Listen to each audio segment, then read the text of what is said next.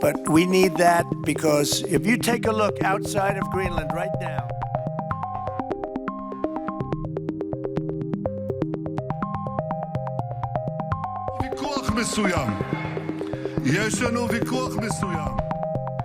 ketegangan geopolitik yang terus meningkat di dunia internasional menimbulkan kekhawatiran akan pecahnya Perang Dunia Ketiga kian menguat.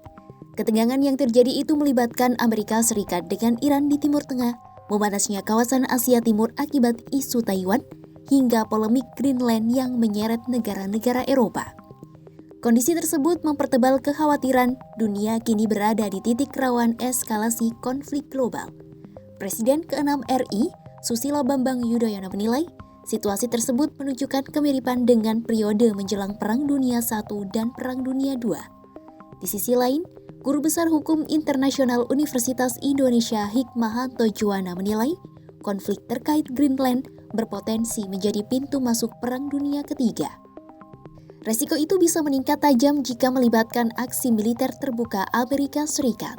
Menurutnya, situasi akan berubah drastis apabila negeri Paman Sam melangkah lebih jauh dari sekedar manuver simbolik. Ia menyebut, kemungkinan serangan Amerika Serikat ke Greenland dan mengusir pasukan militer Denmark dan NATO di sana bisa memicu reaksi keras negara-negara Eropa. Di tengah situasi ini pun muncul pertanyaan, bagaimana nasib Indonesia jika Perang Dunia Ketiga pecah?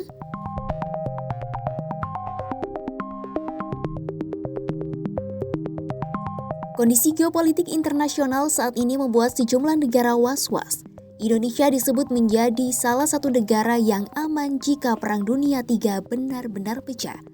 Hikmahanto menilai, istilah aman itu memiliki makna yang sangat relatif.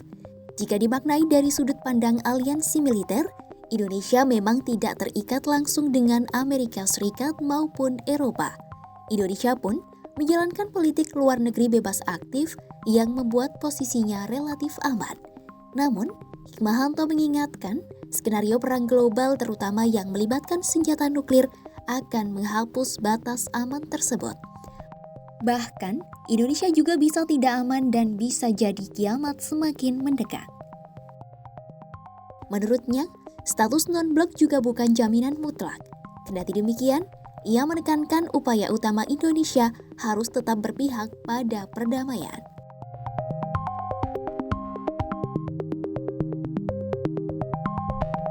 Co-founder Institute for Security and Strategic Studies, Haurul Fahmi mengatakan, Indonesia harus segera membaca kenyataan bahwa hukum internasional impoten ketika berhadapan dengan kekuatan besar.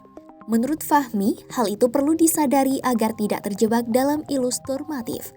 Fahmi mengatakan, mengecam pelanggaran hukum internasional tetap relevan, tetapi tidak cukup untuk melindungi kepentingan nasional dalam situasi krisis nyata.